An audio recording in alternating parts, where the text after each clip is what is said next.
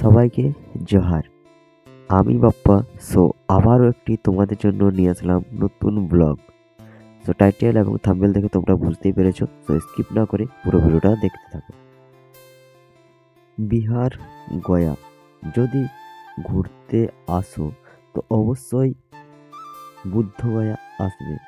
ভারতের বুদ্ধদেবের মূর্তির সব থেকে বড়, যার উচ্চতা ৮০ ফুটেরও বেশি।